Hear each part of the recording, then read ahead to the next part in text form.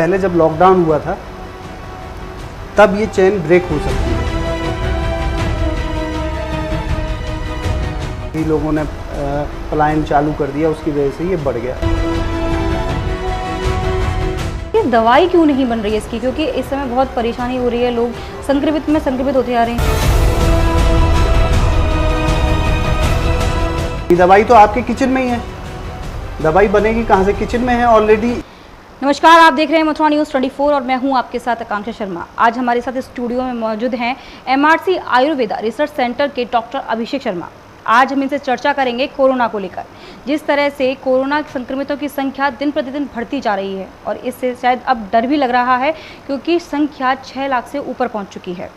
इस बारे में अब डॉक्टर से चर्चा करेंगे, जानेंगे उनसे कि किस तरह से हमें कोरोना से डरना चाहिए। लोग अभी समझ नहीं रहे हैं, सरकार की गाइडलाइंस का पालन नहीं कर रहे हैं। इस बारे में उनसे जानेंगे। पहले तो अभिषेक शर्मा जी, आपका बहुत बहुत स्वागत है हमारे स्टूडियो में। धन्यवाद सर, मेरा पहला क्वेश्चन आपके साथ में ये है कि जिस तरह से लॉकडाउन को काफ़ी समय हो चुका है, 100 दिन ऊपर हो चुके हैं और अभी भी कोरोना का आंकड़ा दिन प्रतिदिन बढ़ता जा रहा है। जैसे कि पहले कोरोना संक्रमितों की संख्या मिलती थी 1500 से स्टार्ट होते होते आज संख्या 24 घंटे में 22,000 पहुँच चुकी है। कैसे कोरोना से कैसे डरें सर? इस समय जनता नहीं समझ रही है। देखिए, आपके प्रोग्राम का पहले धन्यवाद देना चाहता हूँ कि आपने मुझे इस योग समझा कि बुलाया। दूसरी बात ये कि पहले जब लॉकडाउन हुआ था तब ये चेन ब्रेक हो सकती थी जी। मैंने भी गवर्नमेंट का साथ दिया, हम सभी ने गवर्नमेंट का साथ दिया कि ये चेन आगे ना बढ़े, वहाँ पे रोका जा सकता था। लेकिन आपको भी मालूम है क्या परिस्थिति हुई, लोगों ने पलायन चालू कर दिया, उसकी वजह से ये बढ़ गया और ये अब हर जगह फैल गया है। तो मुझे नहीं लगता कि अब ये किसी भी तरीके से फैलेगा नहीं कि चेन ब्रेक हो जाएगी। ये तो हर एक आदमी के अंदर से होकर निकलना ही निकलना है, ऐसे मान के चलिए। या फिर तो एंटीबॉडी बन जाएंगी, हमें पता भी नहीं चलेगा कब हमारे शरीर में एंटीबॉडी बन गई, नहीं तो किसी को लक्षण आएंगे, उनका पता चलेगा। बात यह है कि हम कितना डिले कर लें उसको कि हमारे शरीर में ना आ पाए और तब तक हम अपनी बॉडी को उसके खिलाफ इतना ताकतवर कर लें कि हमारा वो कोरोना कुछ ना बिगाड़ पाए। वैसे भी एक नॉर्मल वायरस है ये।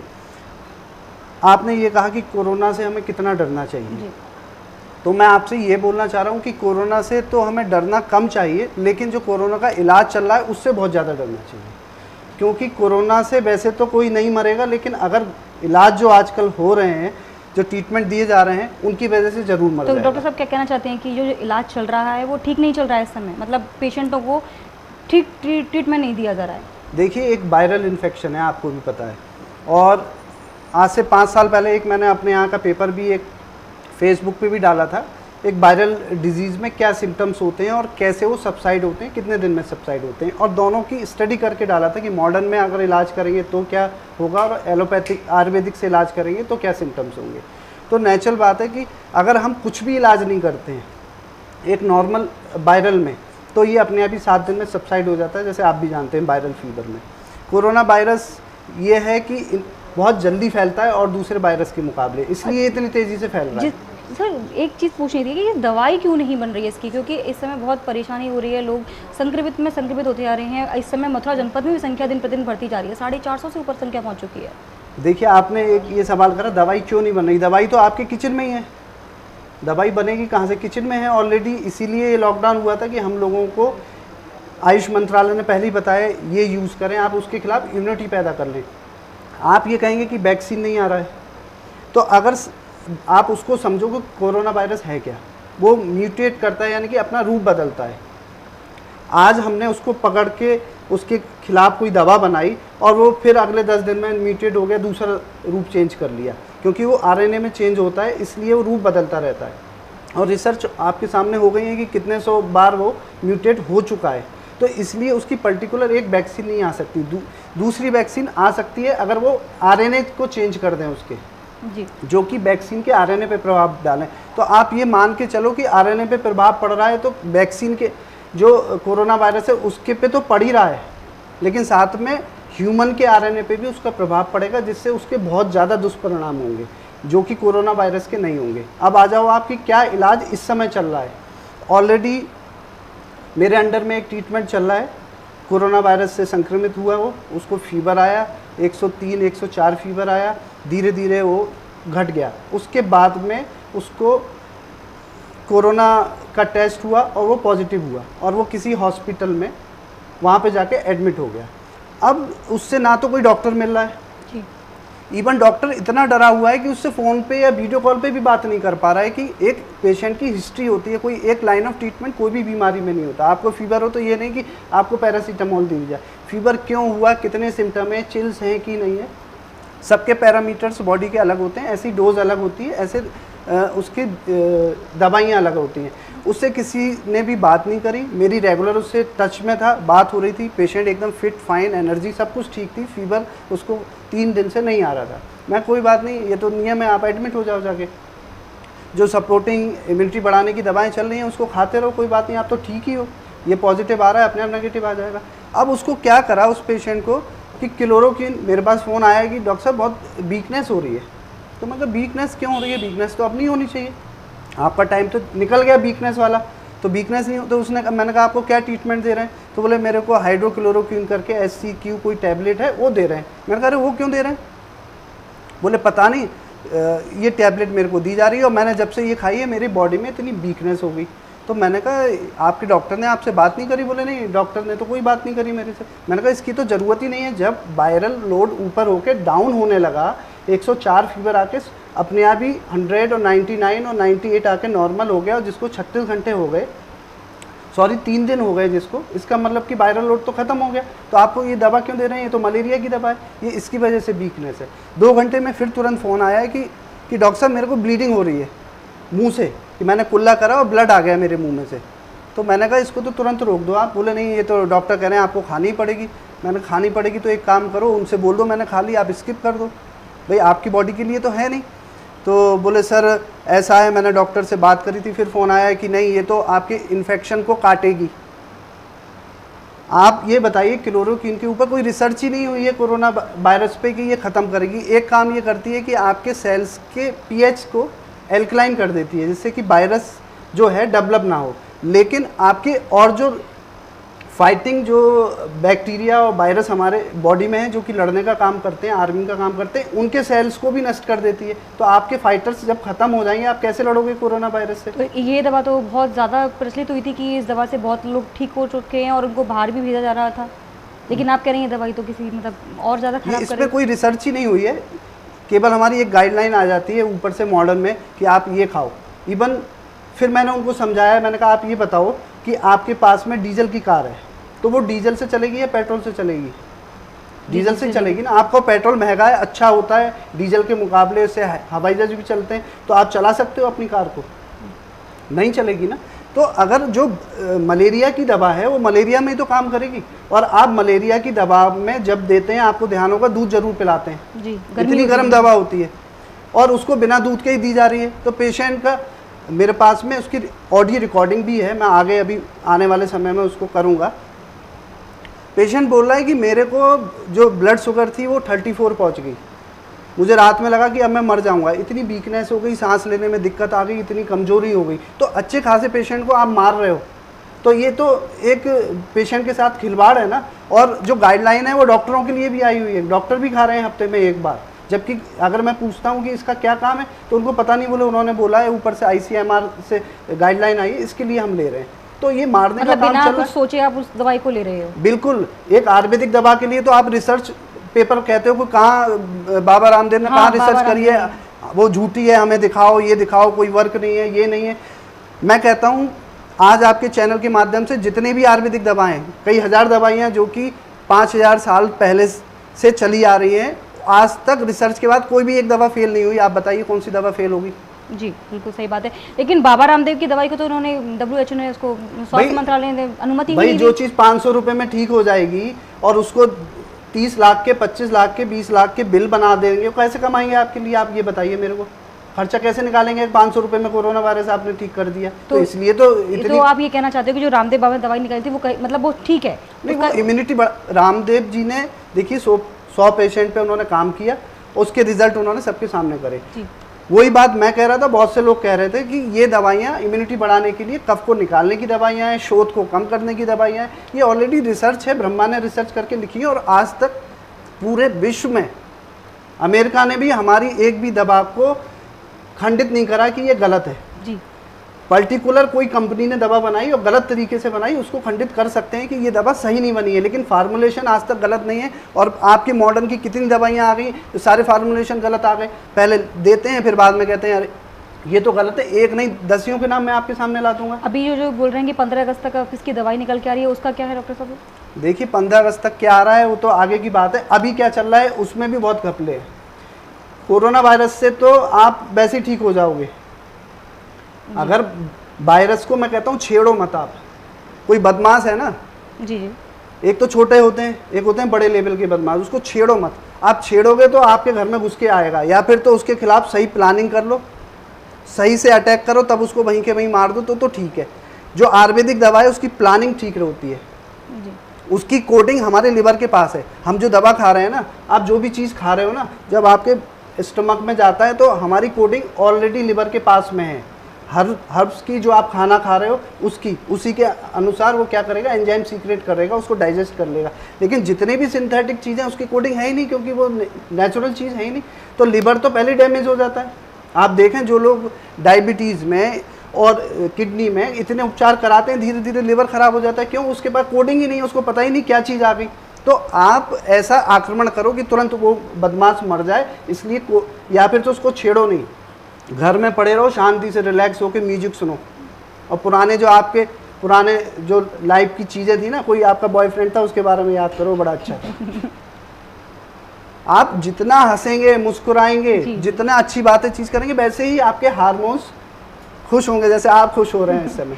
बिल्कुल सही बात है। मतलब किसी भी बीमारी से लड़ने के लिए आपको खुश होना बहुत जरूरी है। बिल्कुल मतलब खुश। ये तो ऑलरेडी पॉजिटिव थिंकिंग रखनी जरूरी है। ये मैं थोड़ी ना कह रहा हूँ, ये तो आयुर्वेद पहले से कह रहा है, लेकिन मॉडर्न भी ये कह रहा है। आप जितना हैप्पी होंगे, जितना खुश होंगे, फाइटिंग आपके जो हार्मोन से जल्दी से बढ़ जाएंगे। तो डॉक्टर साहब, लेकिन ये बात समझ नहीं आ रही है, जिस तरह से कि अभी आपने बताया कि जो कोरोनल दवाई है वो इम्यूनिटी को कम कर रही है, एक तरह से देखा जाए तो। मतलब आदमी उससे और ज़्यादा उसकी इम्यूनिटी पावर कम हो रही है। उसमें डायबिटीज़ पेशेंट का डायबिटीज़ लो हो गया, जो भी आपने बताया। लेकिन स्वास्थ्य मंत्रालय कह रहा है कि पेशेंट बहुत सही हो रहे हैं, क्योंकि 3 लाख 3.5 लाख से ऊपर संख्या पहुँच चुकी है सही होने वालों की। देखिए वो तो अपने आप ही ठीक हो जाएंगे। अब जो पेशेंट मैं बता रहा हूँ, आज जब मेरी उससे बात हुई है, 5 दिन दवा हो गई, उसको 7 दिन हो गए, 2 दिन दवा बंद हो गई क्लोरोक्विन। आज जब वो बंद हो गई दवा तो उसकी घबराहट वैसे ठीक हो गई। अब उसके शरीर में ताकत थी, क्योंकि वो 35 ईयर ओल्ड है जी। उसने तो क्लोरोक्विन को झेल लिया। और जो 65 एज है वो तो झेल ही नहीं पाएगा इसको। अब उसके शरीर में ताकत ही नहीं है, जिसके शरीर में ऑलरेडी उसका इम्यूनिटी सिस्टम तो डाउन है। वही मैं कह रहा हूँ, कोरोना का पेशेंट से नहीं मर रहा है, उसको मारा जा रहा है। तो ये सही दवाई ना मिलने से पेशेंट की जान ज़्यादा जा रही है। मतलब बिल्कुल दवा सही क्या, मैंने कहा ना कि सबसे दवा तो आपके किचन में ही है। आपके किचन में सौंठ है, दालचीनी है, हल्दी है, लौंग है, तुलसी है, ये सारी चीज़ें हैं। ये जो आपकी इम्यूनिटी को बढ़ाएंगी। कफ के लिए हम बचपन से दे रहे थे, हमारे दादाजी तक हम ठीक थे। उसके बाद में जो हमारे पिताजी वाला समय आया ना, वो लोग थोड़ा सा भटक गए और उन्होंने इन सब चीज़ों अंग्रेजी दवाइयों की तरफ बढ़ने लगे। किचन को तो जो गेट के बाहर किचन होता था वो तो घर में घुसेड़ लिया किचन, लेकिन उसके जो सामान हम खाते थे, रोज़ दालचीनी करते थे, उसको अपने शरीर अपने मतलब जीवन से बाहर निकाल दिया और ले आए बाहर की चीज़ें खाने के लिए। हमने उल्टा काम करा, किचन को बाहर रखना था, उसमें जब छोंक लगता है तो इतने सारे केमिकल्स निकलते हैं जो हमारे कफ को, लंग्स को हानिकारक हैं, तो उसको तो हम घर के बाहर ले आए। और किचन की जो चीज़ें हमें खानी चाहिए थी हम कर दिया, हम उल्टे हैं। और मैं हमेशा कहता हूँ कि भारतीयों में अगर मैं देखूँ नंबर ऑफ भारतीय मतलब बुद्धि थोड़ी कम होती है, वो एक दूसरे के पीछे भागते हैं, लेकिन वर्ल्ड में परसेंटेज नंबर ऑफ जो ज़्यादा है वो भारतीयों की बुद्धिमान होने में भी है। अगर परसेंटेज मैं दोबारा से उसको कहता हूँ कि नंबर ऑफ जो परसेंटेज है वो भारतीयों की ज़्यादा है, वो दूसरा एक दूसरे के पीछे भागते हैं। मतलब वो लोग कॉपी करते हैं। कुछ बुद्धिमान लोग हैं उनकी परसेंटेज कम है भारत में, लेकिन जनसंख्या अधिक होने की वजह से हम वर्ल्ड में अभी भी भारतीय जो हैं ज़्यादा बुद्धिमान है सब लोगों से। जो कॉपी कर रहे हैं वो तो ऊपर वाले को देख रहे हैं ना जी, उनको मतलब ही नहीं है। वो तो कह रहे हैं डॉक्टर ने कहा, आपने उस पर भरोसा कर लिया, डॉक्टर ने कहा कि आप ये खा लो, ये काटेगा, उसने खा लिया बेचारे ने डर के मारे। वो डॉक्टर क्या कर रहा है वो आपको नहीं पता। मेरे यहाँ आपको पता है ट्रेनिंग सेंटर है ऑलरेडी, MBBS डॉक्टर्स, मैं किसी के विरोध में कोई बात नहीं कर रहा हूँ, ना ही अपने उसमें दिखा रहा हूँ कि मेरे यहाँ से ट्रेंड हुए हैं, लेकिन MBBS डॉक्टरों को रेगुलर आते हैं कि हमें शार्सू सिखा दो, हमें आयुर्वेदिक सिखा दो। वो डॉक्टर कहाँ भाग रहे हैं? वो आयुर्वेद की तरफ भाग रहे हैं। मेरे पास में ऑफर हैं जो जिनके बहुत अच्छे हॉस्पिटल चलते हैं कि आप मिलकर आयुर्वेदिक का काम करते हैं, क्योंकि उनको दिख रहा है कि आने वाला समय आयुर्वेद का है, इसलिए वो आयुर्वेद की तरफ जा रहे हैं और हम लोग केवल उनको फॉलो कर रहे हैं। बहुत से MBBS डॉक्टर मेरे मित्र हैं जो आयुर्वेदिक दवा खाते हैं, मुझसे ट्रीटमेंट लेते हैं, लेकिन बहुत से अभी भी जो रूल्स हैं गाइडलाइन पे ही चलते हैं। तो इसलिए हम कहीं ना कहीं हम लोग बड़े भोले भाले लोग हैं, जैसे मैंने बताया, इंडियन भ्रमित हो जाते हैं और उनके ऊपर चलते हैं। देखिए, एक दवा अभी जून में और लॉन्च हुई, फेविफ्लू करके, आपने सुना होगा कि 103 रुपये की एक गोली है। अच्छा, है ना?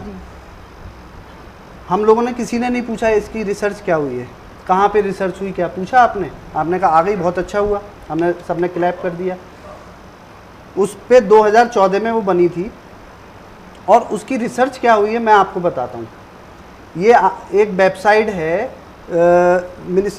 मिनिस्ट्री ऑफ हेल्थ जापान की, उस पे 172 पेजों का पूरा इसके बारे में डिटेल पड़ी है। मेरे व्हाट्सएप नंबर पे भी आप चाहेंगे तो मैं आपको भेज दूँगा। इस पे रिसर्च क्या हुई, इन्होंने पहले कुत्तों पे रिसर्च की, इस दवाई की 12 कुत्तों में रिसर्च करी, 9 कुत्ते मर गए, 3 बचे, पता नहीं क्या हुआ। उसके बाद में इन्होंने किस पे रिसर्च करी, बंदरों पे, 3 बंदरों पे करी, 2 मर गए, 1 का पता नहीं। उसके बाद इन्होंने चूहों पे करी, चूहे जितने थे या फिर तो उनके बच्चे नहीं हुए, जिनके बच्चे हो गए वो विकलांग बच्चे पैदा हुए उन चूहों के सारे के सारे।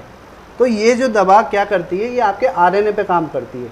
ऐसा समझ लो कि आपके हाथ में कोई गैजेट दे दिया और आप किसी सामने वाले का रूप बदल सकते हो। तो जब ये RNA पे, वायरस के RNA पे काम कर रही है, उसको मार रही है, जो रूप बदलने की क्षमता रखता है, तो आपके RNA का रूप नहीं बदल देगा, इफेक्ट करी वो दवाई जो बच्चों में हमारे आएगा। तो सबसे पहले ये ऐसी दवा खाने से, अभी तो आप कोरोना वायरस से कहेंगे कि मैं ठीक हो गया, 20-25 हज़ार की पड़ती है ये पूरा कोर्स, लेकिन जब आपकी बच्चे आएंगे, आपकी संतान आएंगे, RNA चेंज हो चुका है, तो बहुत से बच्चे विकलांग पैदा होंगे, मानसिक विकलांग होंगे, कैंसर इससे हो सकता है, ट्यूमर्स हो सकता है, बहुत सारे ऐसे ऑटो इम्यून सिस्टम है उसकी डिजीज़ हो सकती है। तो ऐसी बीमारियां आएंगी। आपको कोरोना से ठीक होना है या फिर हमेशा हेल्दी रहना है? कोरोना तो वैसे ही ठीक हो रहा है, नींबू का पानी गुनगुना करके ले लोगे आप, विटामिन C पहुंच जाएगा, प्राणायाम करोगे, नाक में तेल डालोगे, और सारी दवाइयां हैं जो इम्यूनिटी बढ़ाने की, उससे फाइटिंग एजेंट करके वो तो वैसे ही ठीक हो जाओगे सही इलाज मिलने से। मैं कहता हूँ इलाज नहीं मिलेगा तब भी आप ठीक हो जाओगे। अगर आप हेल्दी हो तो बिना इलाज के आप 7 दिन में ठीक हो जाने, बिना पैरासीटामोल के। तो आप ऐसी दवा लेना चाहोगे इसमें 20-25 हज़ार रुपये लग गए और आने वाली संतानें बीमार हो जाएं? बिल्कुल नहीं, कोई भी नहीं चाहेगा। तो ये रिसर्च आप आवाज़ उठाओ, ये रिसर्च हुई कहाँ है? हम लोग बड़े भोले से हैं जिसने कह दिया, पीछे चले चलते हैं। फिर इसको कैसे अनुमति दे दी और फिर वो कैसे कह रहे हैं कि वो देखिए स्वास्थ्य मंत्रालय ने तो पहले बोला था कि बच्चों को दूध माँ का नहीं देना चाहिए तुरंत, अब क्यों बोला बाद में? मैंने पहले भी कहा है कि हम, एक है आयुर्वेद जो रिसर्च है, ईश्वर ने रिसर्च करके लिख दिया, वो अकाट है, और ये बात कर रहे हैं ये रिसर्च चल रहा है, ये मैं नहीं कह रहा हूँ। जब आप स्ट्रिप खरीदोगे इसमें एक पेपर निकलेगा, इंस्ट्रक्शन वाला जो पेपर आता है, पहले तो कंसल्ट साइन कराएंगे फेविफ्लू वाले कि आपने दवा खाई है तो इसका जो साइड इफेक्ट होगा इसकी जिम्मेदार वो नहीं है, आप खुद हैं। आप कह रहे हो हाँ ठीक है मैं कंसल्ट साइन करता हूँ। डॉक्टरों के क्या करते हो आप सर्जरी में? कंसल्ट करते हो ना, कि अगर कोई बात हो गई, कुछ हो गया, कुछ बात, तो डॉक्टर पे आप ब्लेम नहीं कर सकते। करते हो नहीं करते हो? ऐसे ही वो कंसल्ट साइन कराएंगे। प्लस आपसे ये भी बोला है कि क्या आपके बॉडी में चेंजेस होंगे उनको बताना पड़ेगा आपको, क्योंकि वो आपके ऊपर रिसर्च कर रहे हैं। आप कह रहे हो ना मंत्रालय ने बता दिया, अरे ये तो रिसर्च करने के लिए आई है, वो भी इंडियन पे। हम ही एक बेवकूफ़ इंडियन है, केवल इंडिया में ही लॉन्च हुई है, ये किसी ने नहीं दिया, क्योंकि वो उनको इंसान मानते हैं और हमारे लिए हम अपने कुत्ते से भी नीचे मानते हैं कि जब मर्जी कोई भी रिसर्च कर ले। और ये आज से नहीं है, 1950 की कहानी बताऊंगा, 60 की बताऊंगा, बहुत सारी कहानियाँ ऐसी हैं जो कि बाहर से वैक्सीन आई और आपके ऊपर लग गई, गर्भवती स्त्रियों के बच्चे मर गए, विकलांग पैदा हो गए। ये आज की नहीं है, ये हमेशा से चलता हुआ। हम इतने सीधे हैं, और मिनिस्ट्री की मैं क्या बोलूं कि कौन लोग लीड कर रहे हैं मुझे पता नहीं, क्या सोच के लीड कर रहे हैं, उन पे क्या प्रेशर है, जी जी बिल्कुल, या यही बात मैं कहना पूरी बात नहीं पता है। वो डॉक्टर नहीं है, नहीं समझना चाहते। मैंने आपसे बोल दिया, मैं डॉक्टर हूँ, मैंने आपसे बोल दिया आप एक काम करो, आपका पैर का दर्द है, 2 घंटे खड़े हो जाओ, आप में बुद्धि नहीं है, मुझसे क्यों पूछ ही नहीं रहे हो आप, 2 घंटे क्यों खड़े? आपने कहा डॉक्टर ने बोला है, ठीक ही होगा। तो ऐसे ही हो सकता है जो लोग लीड कर रहे हैं उनसे बोला गया हो कि ये दवा आ गई है, ये आपको उसके आरएनए को चेंज कर दी जाएगी, आधी बात उनको बता दी, आधी नहीं बताई। आपके आरएनए में क्या चेंज करेगी ये थोड़ी ना आपको बताइए। ये हो गया एक स्टेप जो है, जो कि दिल्ली में चल रही है, जिनको मॉडरेट सिम्टम्स आए हुए हैं, मतलब फीवर है, ये दवा आपको लेनी पड़ेगी और खानी पड़ेगी, और कंसल्ट साइन आपको पहले ही साइन करना पड़ेगा। अब आप आ जाओ कि जिसको ज़्यादा सिम्टम है, तो आपने सुना है प्लाज्मा थेरेपी। जी, प्लाज्मा थेरेपी वो क्या है आपको पता है? बहुत अच्छी चीज़ है कोरोना के लिए, बहुत अच्छी चीज़ है, क्योंकि मेरे को कोरोना हुआ, मेरे ब्लड में कोरोना ने लड़ाई लड़ी, मेरे जो अंदर फाइटर्स थे ना, मेरी आर्मी थी, उन्होंने लड़ाई लड़ी और एक एंटीबॉडी बना दी उसके खिलाफ लड़ने के, मतलब कि अस्त्र शस्त्र बंदूक सब रख ली कि इससे मरेगा। ठीक है, मेरी बॉडी जीत गई, इसलिए तो उन्होंने मेरा ब्लड लिया ट्रांसफ्यूज करने के लिए, मेरे अंदर शक्ति आ गई। कोरोना के लिए बहुत अच्छी चीज़ है। कोरोना को आपने चढ़ाया और 3 दिन में वो कह रहे हैं कि आपका कोरोना ख़त्म हो गया। वो तो वैसे भी होना ही था, चलो ठीक है, कोरोना उससे ख़त्म हो गया, ठीक है, लेकिन उसके कॉम्प्लिकेशन भी तो हैं। कॉम्प्लिकेशन ये है कि आपके लंग्स में एक अल्सर टाइप का पैदा कर देता है, बीमारी पैदा कर देता है आपके लंग्स को। अभी तो उसने कोरोना को हरा दिया, लेकिन जो अस्त्र शस्त्र चले वो आपके लंग्स पे नुकसान कर गए, आपको नुकसान पहुंचा दिया, एक अल्सर टाइप का बना दिया। इसको बोलते हैं ट्रॉली, जिसकी फुल फॉर्म है transfusion related acute lung injury, यानी कि एक्यूट लंग इंजरी है ना, तुरंत आपके लंग्स में इंजरी पैदा कर देगा। और इसका ट्रायल कहीं हुआ है आपको मालूम है? इसका ट्रायल एक ही जगह हुआ है, केवल चाइना में। 200 पेशेंट पे ट्रायल होना था, केवल 103 पेशेंट पे ट्रायल हुआ इस थेरेपी का, जिसमें प्लाज्मा चढ़ाया तो 87 लोग ठीक हो गए, यानी कि 85% रिजल्ट रहा, और 15 एक्सपायर हो गए। मतलब वो भी सक्सेस ज़्यादा नहीं हुआ। कोरोना का आपको मालूम है कितना रेट है? जो हमें डराया जा रहा है कि मर जाएंगे, ये हो जाएगा, क्या रेट है मालूम है? अब जो WHO का है 0.8%। जी, 10,000 लोगों में से 8 लोगों की मृत्यु कोरोना से होगी। 0.8। वहाँ कितने मर गए? 15% लोग मर गए। तो जहाँ पे ट्रायल ही नहीं हुआ जिस चीज़ का, जिसके रिजल्ट ही पूरे नहीं आए, अगर मैं ये मानता कि 0.8 की जगह 0.4 हुआ, 0.7 भी हुआ, या 0.8 भी रह गया, चलो ठीक है, आप 15% रिजल्ट हो गए, 15 गुना ज़्यादा लोग मर गए उससे। वो थेरेपी यहाँ पे ले आए हैं, आप कोरोना से ठीक कर देंगे। फिर 28 दिन तक ट्रायल हुआ, उसके बाद पता ही नहीं चला कि उन लोगों को आगे क्या हुआ। वो जो इंजरी हुई उससे आने वाले 1 साल में, 6 महीने में क्या हुआ, क्योंकि अभी समय तो ज़्यादा हुआ नहीं, हो सकता है वो लोग 6 महीने में एक्सपायर हो जाए, 3 महीने में हो जाए, जो उस इंजरी से, कोरोना से ठीक हो गए। तो आपको कोरोना से ठीक होना है या हेल्दी रहना है, या उसकी वजह से आपको दूसरी बीमारी लानी है कोरोना के ट्रीटमेंट के लिए? ये कोई इलाज है? मतलब कोरोना की जो दवाइयाँ जितनी भी निकल के आ रही हैं, इतनी भी थेरेपी निकल के आ रही है, वो मतलब कोरोना के लिए सक्सेस नहीं है। मतलब वो इनफैक्ट कि अगर कहीं फ़ायदा कर रही हैं तो कहीं वो नुकसान भी दे रही हैं और आपको बीमारी आगे भी पैदा कर रही है। फ़ायदा तो कुछ कर ही नहीं रही है। मैं बता रहा हूँ आपको फ़ायदा क्या करेंगी। आप समझो कि एंटीबायोटिक भी दे रहे हैं, जबकि WHO ने अब मना कर दिया कि नहीं, एंटीबायोटिक इसमें नहीं दो, फिर भी अपने हिसाब से दी जा रही है। बॉडी में क्या काम हो रहा है ये आप समझो। जब कोई भी वायरस या बैक्टीरिया हमारे ब्लड में आता है, ठीक है, उसको नष्ट ऐसे नहीं करा जा सकता, उसके ऊपर लेयर होती है, उसको बोलते हैं सेल बॉल। उसकी सेल बॉल में अगर हम उसको नष्ट कर दें, रप्चर कर दें, तो वो मर जाता है। एंटीबायोटिक क्या करती है कि उसकी सेल वॉल को ख़त्म करती है। कोई भी ट्रीटमेंट जो है उसके सेल वॉल पे काम करेगा, ठीक है। अब मजबूरी ये है कि उसकी जो सेल वॉल है, जो हमारे जो फाइटर हैं, मतलब जो ऐसा समझ लो जो आतंकवादी हैं पाकिस्तान के, और जो हमारे यहाँ के जो आर्मी वाले हैं, दोनों एक ही पहने हुए हैं कवर। तो आपने जब विस्फोट बम मारा, वो मरेगा तो आप नहीं मरोगे, बिल्कुल, आपका आर्मी तो मरेगा।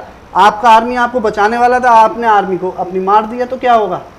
वो लोग तो पीछे से दोबारा आ जाएंगे, आपकी बॉडी, वो तो बाहर से ही आ रहे हैं ना। बिल्कुल बिल्कुल सही। तो ऐसे ही सेम आपके बैक्टीरियल इन्फेक्शन में होता है। वायरस तो और खतरनाक है जी। वायरस तो आपकी सेल में जाता है, उसको मारने के लिए आपके जो सेल का एल्कलाइन है ना, वो बढ़ाना पड़ेगा। तो मैं ये कह रहा हूँ कि जो लोग एसिडिक हैं, यानी कि जो कह रहे हैं ना अभी बाहर से मत खाओ, बाहर का जो खाना खाते हैं, समोसे, ये वो क्या करता है आपके बॉडी में? हो सकता है आपका डाइजेशन ठीक कर रहा हो, लेकिन आपकी बॉडी में जो ब्लड है उसको एसिडिक बनाता है, और जो भी वायरस है एसिडिक होने की वजह से डेवलपमेंट बहुत ज़्यादा होता जी है। बिल्कुल बिल्कुल। और जब हम एल्कलाइन कर देंगे डेवलपमेंट ही नहीं होगा। आर्मी को हमने पाकिस्तान के लोगों को घुसेड़ दिया, खाना नहीं दिया तो मर तो जाना ही है। 7 दिन ही तो मैं कह रहा हूँ कि 7 दिन में अपने आप मर जाएगा, उसको खाना क्यों दे रहे हो आप? अपनी आर्मी को मार दिया तो बेचारा वो अगर थोड़ा सा दुर्बल भी होगा तब भी हम लोगों को मार देगा। बिल्कुल। हम आर्मी को अपनी मजबूत कर लें, उसको खाना पानी ना दें, यानी कि हम एल्कलाइन कर लें, हरी सब्जियां लें, विटामिन सी लें। इम्यूनिटी क्या है? यही तो इम्यूनिटी है कि आपके जितने भी कैंसर, जितने भी क्रोनिक डिजीज़ हैं, सबका आप एल्कलाइन आप ब्लड चेक करोगे एसिडिक हो जाएगा, एसिडिक होता है। बहुत लोग जागरूक भी हो चुके हैं कि एल्कलाइन पानी पियो, ये करो, तो वो यही है कि आपकी सेल में जाके एल्कलाइन को उसने हमारी आयुर्वेदिक दवा एल्कलाइन को बढ़ा देती है, और मॉडर्न वाली दवा कोई काम नहीं करती है, बल्कि अपनी आर्मी को ही नष्ट कर देती हैं। तो ये ट्रीटमेंट नहीं है, बल्कि मारने के प्रावधान किए जा रहे हैं। जी डॉक्टर साहब, जैसे कि अभी कोरोना की संक्रमण जितनी बढ़ती जा रही है, उसके बाद मुझे आपसे एक क्वेश्चन और करना है कि इसका क्या टाइम लिमिट है? क्योंकि वायरस है, वायरस तो भी इतनी जल्दी नहीं मरता है, लेकिन इसका टाइम लिमिट क्या है कि कितने दिन में ये व्यक्ति ठीक हो सकता है, अगर देखा जाए अंग्रेजी दवाई की अपेक्षा और आपकी आयुर्वेदिक दवाई की अपेक्षा? देखिए, मैंने एक पहले ही बताया आपको, पूरा ग्राफ था। 3 दिन तो ये अपर रेस्पिरेटरी ट्रैक में रहता है ऊपर। जैसे ही सिम्टम आपको लग रहा है कि फीवर आया, खराश हुई, तुरंत इम्यूनिटी बढ़ाना चालू कर दो, गुनगुना पानी में नींबू डाल के लेना चालू कर दो, तो वहीं उसका ग्रोथ है वो हो नहीं पाएगी। अगर ये लंग्स में चला गया तो फिर ये ग्रोथ करेगा, अटैक करेगा। मॉडर्न में आपको पैरासीटामोल दे दी और आपका फीवर कम हो गया, आपको लगा कि बड़ा ठीक हो गया, मेरा तो फीवर ख़त्म हो गया, लेकिन वो फीवर आया क्यों था आपको पता है? फीवर कहते हैं ना, आपके बुजुर्ग हमारे कहते हैं कि बुखार आना अच्छी चीज़ है, वो क्यों आ रहा था? अच्छा। जो हमारे आर्मी सेल है ना, उनके लिए गर्मी चाहिए, वो उनका फ्यूल है। तो अगर वो टेम्परेचर हाई होता है तो वो गलत नहीं है? 99 से 101 डिग्री तक अगर हाई होता है ना, तो वो आपके जो बॉडी का जो आर्मी है उसका फ्यूल है, उसमें वो रीग्रोथ करना चालू कर देते हैं, लड़ने के लिए क्षमता है, आपने उनका फ्यूल छीन लिया पैरासीटामोल देके। जी जी। तो वो बढ़े नहीं, तो आपने सोचा फीवर ख़त्म हो गया, लेकिन वो वायरस को आपने एक स्पेस दे दिया, क्योंकि आर्मी बढ़ी नहीं, वो ग्रोथ करने के लिए। तो मॉडर्न में क्या है कि धीरे धीरे कम होता है। फिर लंग्स में अगर मैं आयुर्वेदिक की बात करूं कि जो कफ बढ़ गया, आपने उसको सुखा दिया, फिर वो अगले दिन फिर ट्राई होगा निकलने के लिए, आप और हायर एंटीबायोटिक देंगे तो हमारी और बॉडी को डैमेज होगा, इसलिए तो वीकनेस आती है। जी जी। आपको अगर टीबी है और टीबी की दवा आप खाओ, कभी वीकनेस नहीं आएगी आपको, अगर वास्तव में टीबी है। ऐसे ही मलेरिया है तो मलेरिया की दवा खाओगे तो शरीर को लगेगी, अगर बिना बात के आप खाओगे तो हमेशा वीकनेस, उसके कॉम्प्लिकेशन पैदा होंगे। तो इसलिए मॉडर्न में क्या बड़ी जल्दी एक रिजल्ट आता है, लेकिन अगर आप उसको 7 दिन में देखेंगे तो वीकनेस, इरिटेशन, चक्कर, ये सारी चीज़ें होंगी। जबकि आयुर्वेदिक में आप देखेंगे जो फीवर है वो 104 से 103, 102 ऐसे 2-3 दिन लगेंगे, 2-3 दिन में आप क्योर हो जाएंगे और वीकनेस बिल्कुल नहीं रहेगी आपको। वो दवाई इम्यूनिटी भी बढ़ाएगी, आपको वीकनेस खत्म करेगी। वीकनेस होगी नहीं और कॉम्प्लिकेशन कोई नहीं होंगे, आप हेल्दी फील करोगे अपने आप को। जबकि मॉडर्न में क्या होगा, आपको गोली खाते ही आपको फीवर, पसीने आ जाएंगे, फीवर खत्म हो जाएगा, लेकिन वीकनेस 15 दिन, 1 महीना और काफ़ी लंबी चल सकती है। और इससे जो डैमेज हुआ है, वीकनेस का मतलब डैमेज हो रहा है हमारे सेल्स में, वो डैमेज बहुत, आप फिर नींबू पियोगे, ताकत की चीज़ें खाओगे, उससे बाद में रिकवरी होगी आपकी। तो देखा सभी दर्शकों ने किस तरह से अभिषेक शर्मा जी ने आपको सब कुछ बताया कि जो हाइड्रोक्लोरोक्विन जो दवाई है, प्लाज्मा थेरेपी है और आने वाली जो दवाई है, वो किस तरह से आपकी बॉडी को नुकसान दे सकती है। जितना हो सके आप अपने घर में उसकी सुरक्षा करें, अपने आप को स्वस्थ रखें, क्योंकि आपकी जो घर में सफाई है उसको रखना आपके लिए ज़रूरी है, क्योंकि उसी से आप कोरोना से बच सकते हैं। क्योंकि कोरोना से डरना ज़रूरी नहीं है, आप लोग बहुत डर रहे हैं कि कोरोना जिस तरह से फैलता जा रहा है, उसे डरिए मत। आप खुद की सुरक्षा अपने आप कीजिए, अपने घर वालों की सुरक्षा कीजिए, साफ़ सफाई रखिए, जैसा कि उन्होंने बताया हरी सब्जी वगैरह खाना ज़रूरी है। तो कोरोना से डरने की ज़रूरत नहीं है। फिर हम डॉक्टर साहब के साथ मिलेंगे अगली चर्चा के साथ, जब तक के लिए दीजिए मुझे इजाज़त। फिर मिलेंगे नई खबरों के साथ। नमस्कार। पहले जब लॉकडाउन हुआ था तब ये चेन ब्रेक हो सकती है। लोगों ने पलायन चालू कर दिया, उसकी वजह से ये बढ़ गया। ये दवाई क्यों नहीं बन रही है इसकी? क्योंकि इस समय बहुत परेशानी हो रही है, लोग संक्रमित होते जा रहे हैं। ये दवाई तो आपके किचन में ही है, दवाई बनेगी कहाँ से? किचन में है ऑलरेडी।